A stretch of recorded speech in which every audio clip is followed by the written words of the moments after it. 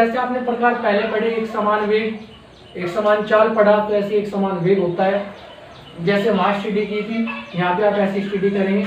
और एक समान वेग के लिए अगर आप वेग निकालना चाहते हैं तो इसके लिए फॉर्मूला हो जाएगा कि अगर चली की दूरियां x1 वेक्टर है पहले तो v1 वेग से और v2 वेग से अगर आप चल रहे हैं, या फिर ऐसे कह दो कि x1 वेग से आप ये चल रहे हैं, समयकाल t1 है, x2 दूरी चल रहे हैं t2 समय में, तो ये हो जाएगा आपका x2 माइनस x1 बटे t2 माइनस t1। बात समझ में आई भाई?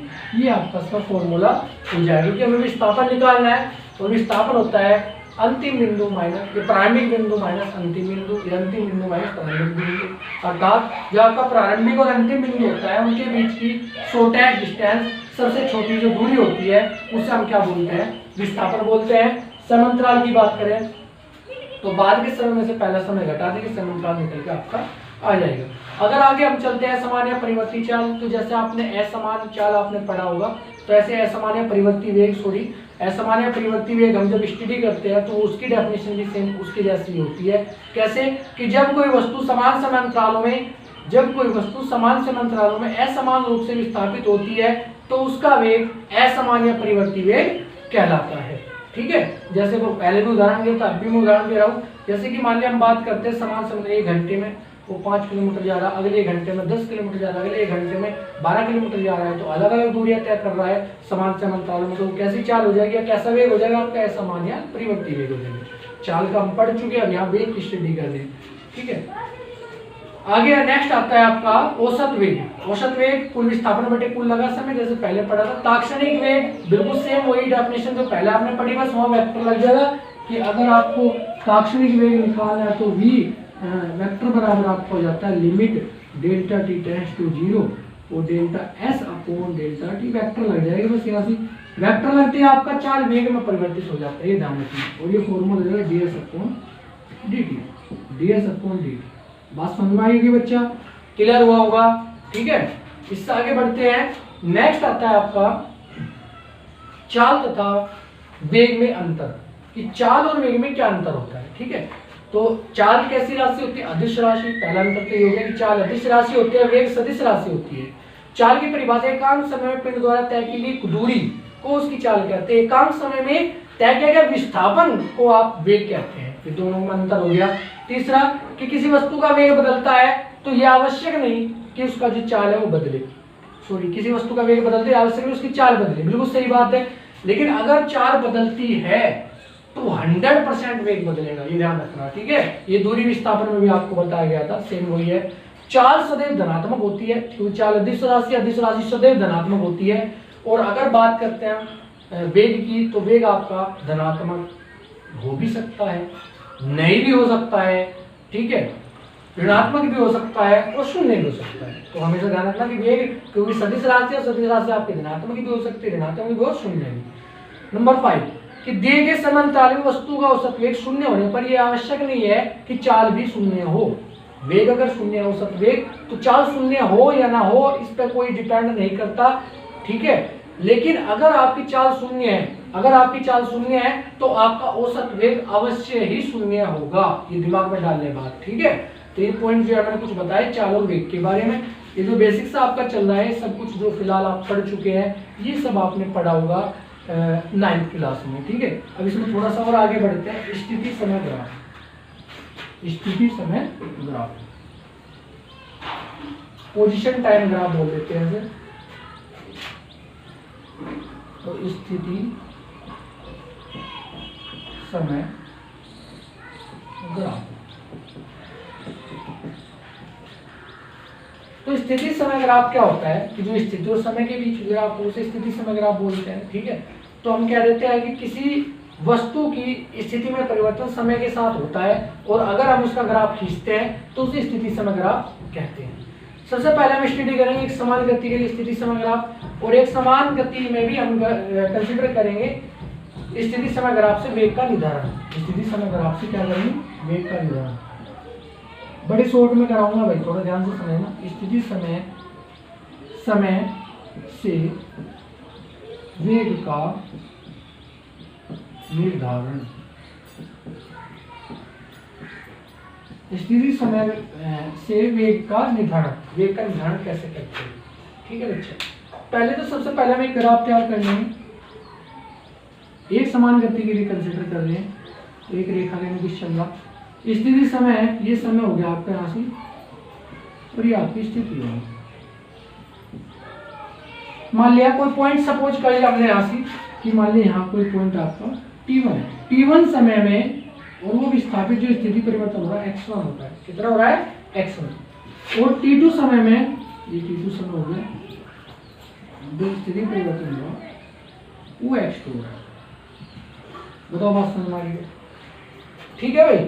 अगर मैं ये वाला समय अंतराल निकालूं, नाम दे देंगे इसे, चाहे O कुछ भी रख दो, O A B C D और E, ठीक है भाई। तो अगर मैं बी ई का मान निकालूं, ये वाला निकालूं, तो बी ई बराबर कितना हो जाएगा आपका?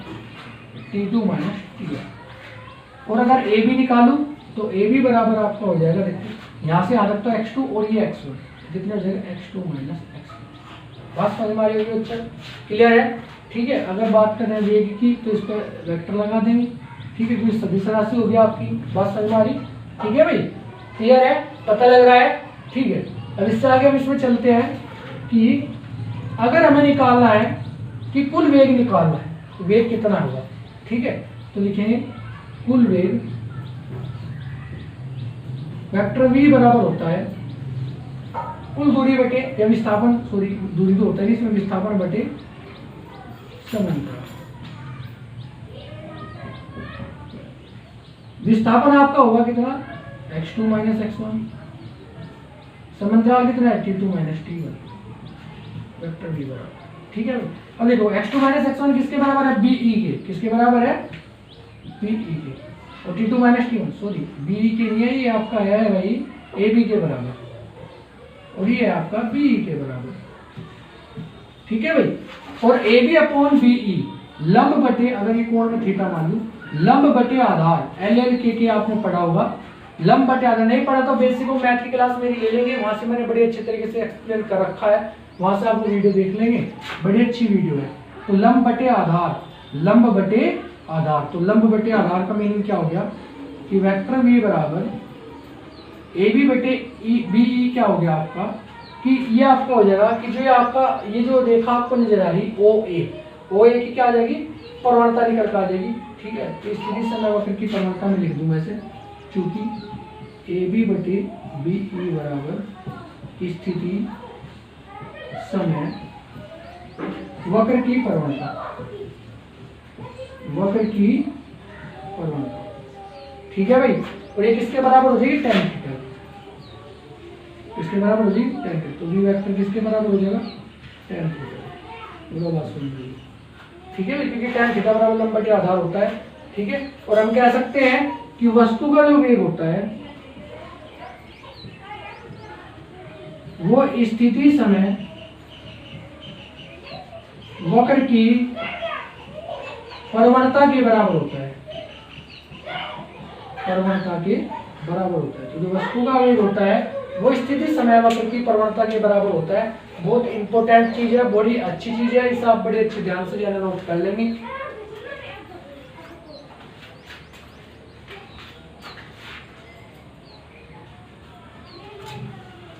आप इसे बड़ी अच्छी तरीके से नोट कर लेंगे, उम्मीद है आपको समझ में आ गया होगा, ठीक है। इसमें आगे बढ़ते हैं, ये एक समान गति के लिए है, आगे हम स्टडी करते हैं असमान गति के लिए, असमान गति के लिए स्टडी करते हैं। बिल्कुल सेम, अगर आपकी ये समझ में आ गया तो अगला जो डेरिवेशन है वो बिल्कुल सेम ही है, ऐसे ही इसमें उदाहरण करेंगे इसमें भी।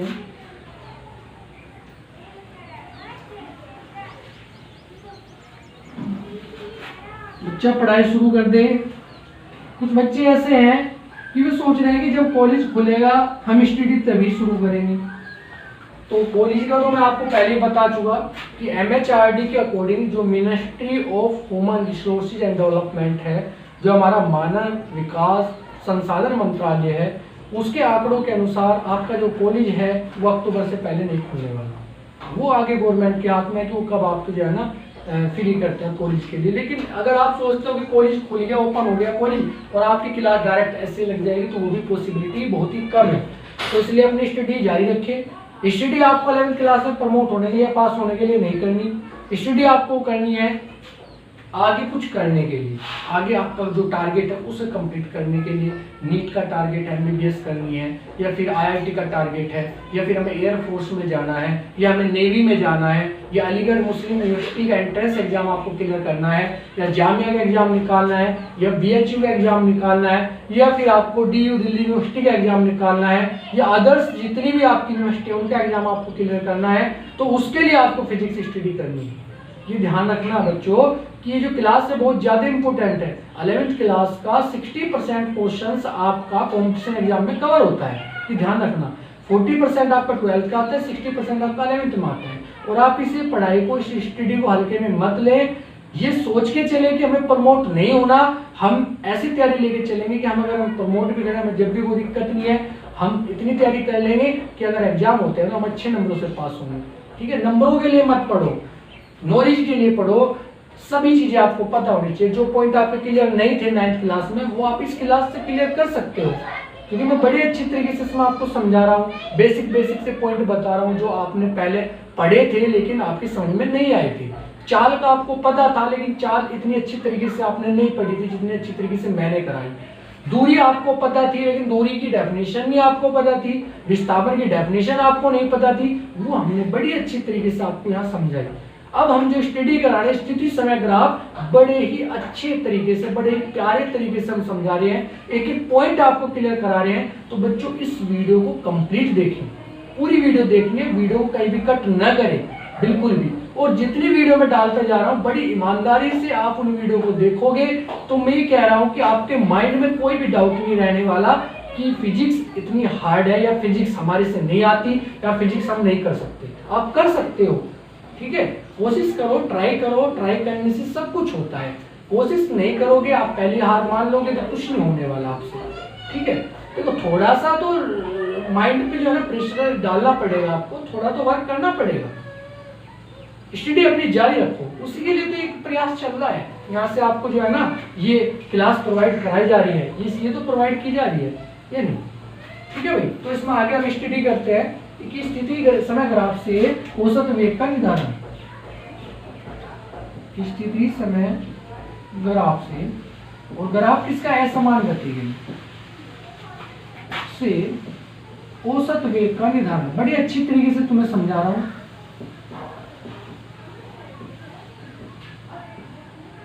बड़े ही इजी वे में समझा जा रहा। स्थिति समय ग्राफ से औसत वेग का निर्धारण करना। और कैसी गति है, असमान गति है। कैसी गति है बच्चा, असमान या परिवर्ती गति है। ठीक है, तो इसमें निर्धारण करना है। सबसे पहले आप ग्राफ ड्रॉ करेंगे, ग्राफ का तरीका देख लेंगे। जबकि बात असमान गति हो रही है तो कर्व जो है आपका वो कैसे होगा, इस तरह होगा। पॉइंट मान लेंगे, सपोज कर लिया T1 जैसे पहले था, ये आपका x1 हो गया पहले की तरह, ये आपका भाई T2 हो गया, ये आपका लगभग x2 हो गया। और हम क्या करेंगे, इसे सपोज कर लेंगे ये ऐसे ऐसे ऐसे मिला हुआ है, तो ऐसे ऐसे मिला देंगे। नाम पहले की तरह O A B C D E। ठीक है, पहले थीटा ले दे, थीटा ले लो। ये पहले लिया था T2 माइनस T1, ये T2 माइनस T1 ले लो। ये पहले ए बी की तरह लिया था x2 माइनस x1, तो x2 माइनस x1 ले लें, कोई प्रॉब्लम नहीं। पहले की तरह फॉर्मूले लेंगे, सब कुछ पहले की तरह होगा, कुछ भी चेंज नहीं है, कोई भी चेंज आपको नहीं करना, पहले की तरह ही सारा कुछ होगा। और उसी की तरह आपका जो है औसत का मान निकल कर आ जाएगा, VAB बराबर आपका हो जाएगा स्थिति समय ग्राफ, स्थिति समय ग्राफ की परिवर्तन। बात समझ में आई? मैं इसका डेरिवेशन नहीं करा क्योंकि पहले जैसे ऐसे ये बराबर tan थीटा। ठीक है, भी क्लियर हो गया होगा। तो ये पहले की तरह आपका डेरिवेशन होने वाला है, पहले की तरह आपको इसे करना है और पहले की तरह आप इसे कंप्लीट कर लेंगे, कुछ नहीं है इसमें, सब पहले की तरह। आगे चलते हैं बच्चा, कुछ ग्राफ आपको दे रखे हैं, मैं ग्राफ आपको समझाता जा रहा हूँ शॉर्ट में, ये मिटा रहा हूँ आपको। ठीक है, इसमें क्या है नेक्स्ट आगे कि स्थिति समय ग्राफ द्वारा गति विश्लेषण। स्थिति समय ग्राफ द्वारा, स्थिति समय ग्राफ द्वारा गति विश्लेषण।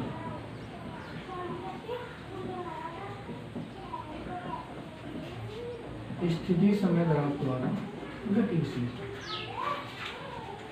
पहली स्थिति, कुछ स्थितियां ले रखी है, मैं स्थिति इधर लेते जाऊंगा। ठीक है, ये वाली स्थिति होगी, नंबर 1 स्थिति क्या है भाई आपकी, और इधर में ग्राफ बनाते जा रहे हैं, ठीक है। पहली स्थिति क्या है कि जब वस्तु विराम में है, जब वस्तु विराम अवस्था में है,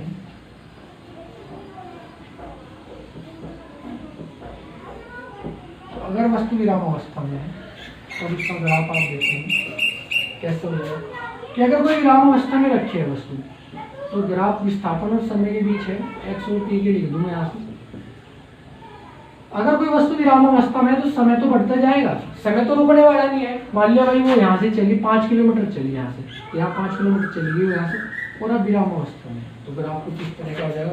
समझ में आई भाई कि पॉइंट ए बी और थीटा बराबर 0 डिग्री। बताओ क्लियर है? समझ में आई भाई बात? तो कैसे ग्राफ हो जाएगा आपका, ऐसे ग्राफ हो जाएगा, ठीक है। क्योंकि यहाँ से समय तो बढ़ रहा है लेकिन विस्थापन में कोई परिवर्तन नहीं हो रहा है, तो जब वस्तु विराम अवस्था में है तो इस तरह का केस होगा। सेकंड केस स्टडी करेंगे बच्चा। सेकंड कह रहा कि जब वस्तु एक समान वेग से गतिमान है, वस्तु एक समान वेग लिख रहा हूँ मैं, खाली आप पूरा कर लेना से एक समान वेग से गतिमान है। अगर एक समान वेग है आपका, ठीक है, तो उस केस में क्या होगा, एक समान वेग की बात कर रहे हैं तो ऐसे चलेगी, ऐसे तो चलेगी, ये टी हो गया आपका, ये वी हो गया, ठीक है। और यहाँ से जो थीटा है, मान लीजिए थीटा है आपका, थीटा का मान 90 डिग्री से कम हो जाएगा, ऐसा ग्राफ आ जाएगा, ठीक है। ग्राफ बड़ी अच्छी तरीके से देख लेंगे, काफी बार एग्जाम में पूछा हुआ ग्राफ है, मैं अभी बताऊंगा कौन सा ग्राफ होगा वो। अगर एक समान ऋणात्मक वेग से गतिमान है, एक समान ऋणात्मक वेग, ऋणात्मक वेग कैसे होगा भाई ये समझेंगे, वेग से गतिमान, ठीक है। इस केस में क्या होगा कि वस्तु आ रही होगी, उसका वेग घट रहा होगा समय के साथ, ऐसे जा रही होगी, बात समझ में आ गई, ठीक है भाई। ये कौन आपका थीटा हो जाएगा, और आगे एक्स टी ऐसे ले देंगे, ये एक्स हो गया आपका, और ये क्या हो गया आपका टी हो गया। बात समझ में आ रही भाई, मैं क्या बताया तुम्हें, तो वस्तु ऐसे जा रही होगी, ठीक है। थीटा कौन हो गया आपका, तो थीटा का मान क्या होगा 90 डिग्री। अगर आपको कह देंगे कि थीटा का मान 90 डिग्री से बड़ा है तो समझ लेंगे वस्तु का वेग ऐसा वेग है आपका ऋणात्मक वेग है, क्योंकि वेग यहाँ समय के साथ घट रहा है। तो ऋणात्मक वेग किसे बोलते हैं, जब वेग आपका समय के साथ घटता है उसे ऋणात्मक वेग बोलते हैं, ठीक है। क्लियर है भाई, ये समझ में आ गया होगा तीनों। इससे आगे मैं बढ़ता हूँ, इन्हें मिटाता रहता हूँ और आगे चलते रहते हैं। तो इससे आगे चलते हैं, नेक्स्ट केस स्टडी करेंगे।